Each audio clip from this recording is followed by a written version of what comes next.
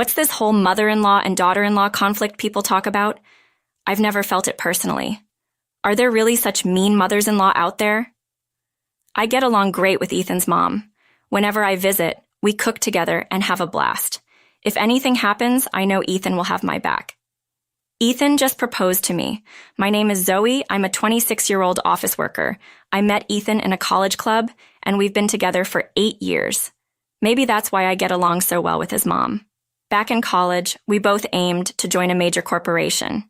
Ethan was so determined to join that famous company, and I took the chance too.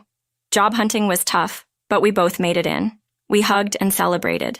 But since then, our busy jobs meant we couldn't have many relaxed dates. We just wanted to support each other more than anything.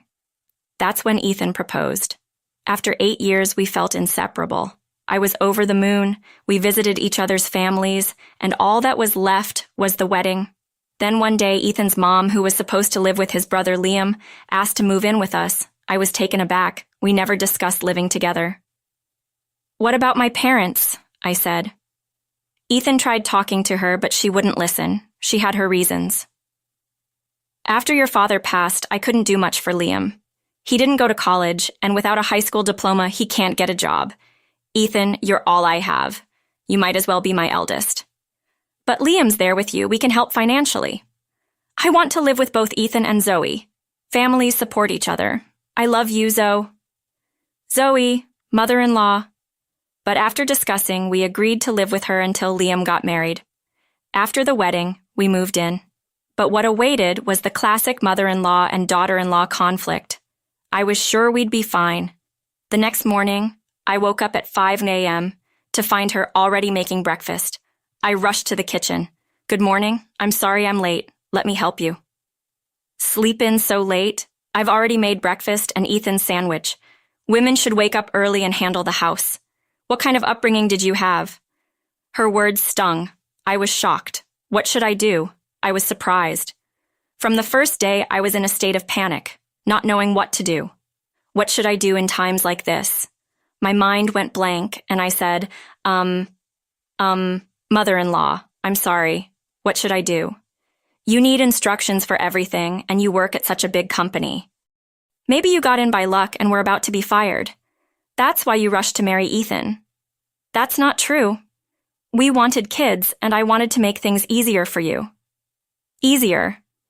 I woke up early because there's one more person, and you're still sleeping. It's more work. I'm sorry, I don't like you. Don't defy me, got it? What? Defy me, and you'll get a divorce. That's it. The classic conflict I never expected. Every day was filled with her taunts and sarcasm. The dream life I had envisioned vanished before my eyes. I was exhausted, constantly trying to keep Ethan's mom in good spirits. We'd only been married for 3 months. I wanted to talk to Ethan about it, but he was always too tired from work and fell asleep immediately. I thought I'd have a chance when he got home.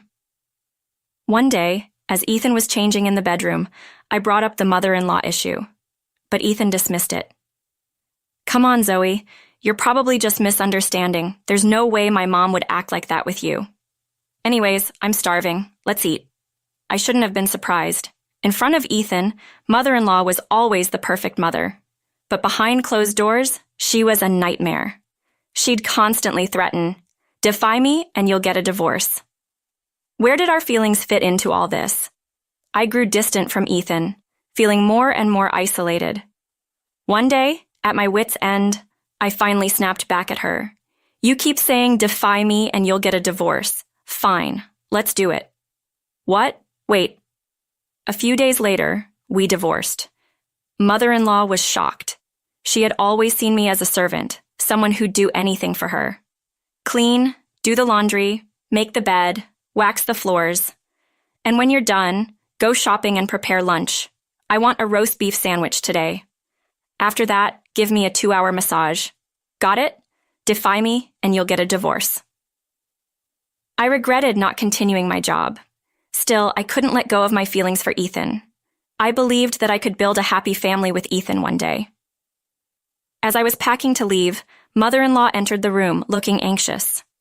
"What are you doing, Zoe?" "I'm leaving. I'll have movers pick up the rest later." "This is a joke, right?" "It's no joke. You said if I defied you, we'd divorce, so let's do it. You're being so childish. It's obviously a joke. A joke? Stop messing around. I've had enough. Let's divorce.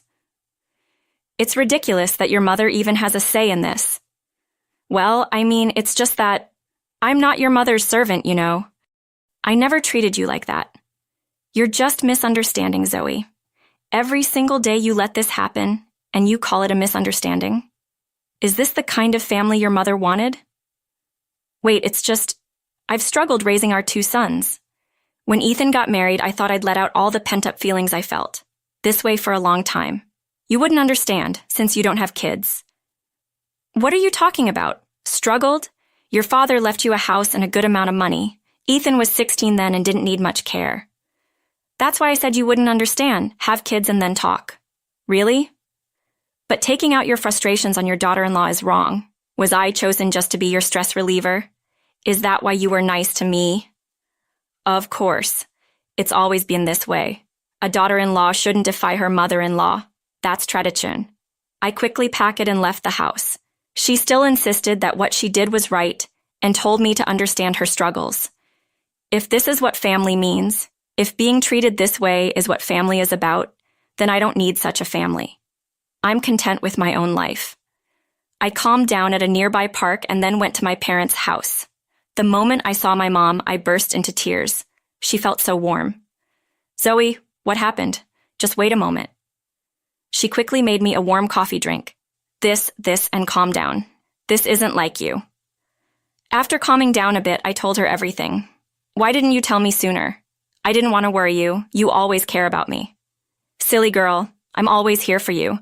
Just relax here. Maybe it's best to divorce. Life has its ups and downs. I cried like a child.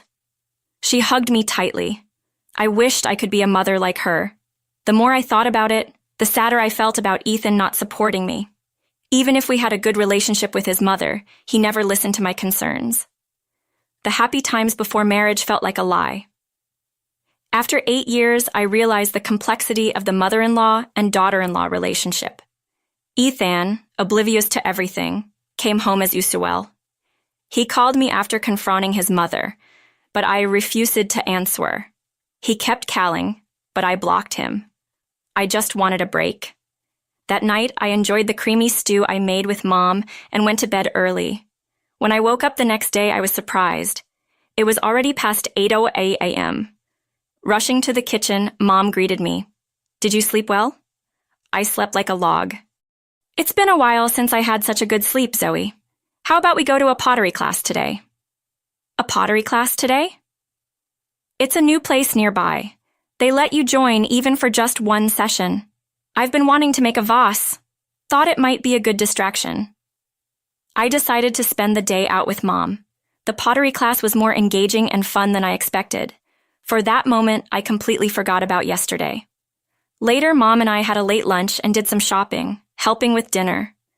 I realized it had been a while since we spent quality time together during college in my early working days. I never really cooked with Mom. She looked genuinely happy, probably trying to cheer me up. A few days later, a letter arrived for me. Ethan's name was on the back. I opened it immediately. To my shock, it was divorce papers. I couldn't understand why Ethan would do this, but part of me felt relieved. I felt bad for not answering his calls, but sending divorce papers was a bit much. With no lingering feelings, I decided to fill them out and submit them to City Hall. Is this how breakups go? I started to think Ethan was just like my mother-in-law. What happened to those happy 8 years? As these thoughts consumed me, my phone buzzed. It was an email from Ethan. I hesitated but opened it. There, the email painted a picture of Ethan completely under mother-in-law's control. She had manipulated him, blaming everything on me. I was shaking. Could this really be happening? Had mother-in-law cried to Ethan? My head was spinning. Ethan's message. I always believed in US. It hurts to be betrayed like this. Left me conflicted. It was clear mother-in-law was behind this, but my feelings remained unchanged. The realization of mother-in-law's true nature was terrifying. Regardless, I decided to submit the divorce papers the next day. The next morning, I went to the city hall and had the papers processed. Surprisingly, I felt a weight lifted off my shoulders. Feeling motivated, I decided to start job hunting. A few days later, I got a call from a former boss. There was an opening in a subsidiary company, and they were struggling to find the right person. The offer was tempting, so I expressed my interest. Then, my phone rang. It was Ethan. Answering, I could hear a frantic Ethan. "Zoe, you haven't submitted the divorce papers, right? Let's forget all about it." "What? I'm sorry, I didn't know," I replied. "Everything Liam told me, everything—" It was all Mom's doing. Liam knew about her true nature, but couldn't intervene because he feared she'd kick him out. He's really sorry. "So what do you want?" I asked. "I want to apologize. I'm truly sorry," Ethan pleaded. "It's too late. Please don't contact me anymore. It's over," I asserted. "What? Let's get back together." "It was all Mom's fault. I was a victim too," Ethan insisted. "A victim? You never listened to me. But I thought Mom was telling the truth. She's always been kind, so I thought you were mistaken. Do you realize how much I suffered? How hard it was? Mother-in-law kept piling chores on me. You never listened. This is the result," I explained. "That's not true. I was deceived by Mom. Let's start over. I rented a place near your house," Ethan pleaded. "I'm not interested, and the divorce papers have been processed. It's over," I stated firmly. "I shouldn't have sent those papers. It was all Mom's idea. You always blame Mom. Liam seems to understand better. He's not just playing games at home. He's working," Ethan argued. "I thought he was just playing games. That's another lie from mother-in-law. You two are perfect for each other." "Goodbye," I said, hanging up. "Wait. Let's try again, Zoe. Zoe." Ethan's voice echoed in my mind as I hung up, feeling a sense of closure as I realized that it was already over. And so, I started a new chapter in my life. "Zoe, it's your first day at work. Here's a sandwich. Thanks, Mom. I'm running late. I'll make my own tomorrow. Take care. Will do. Bye," I said, feeling refreshed. A few months later, I was promoted to manager. Work was fun and my colleagues were great. I looked forward to the future. Maybe I'll take a break from dating,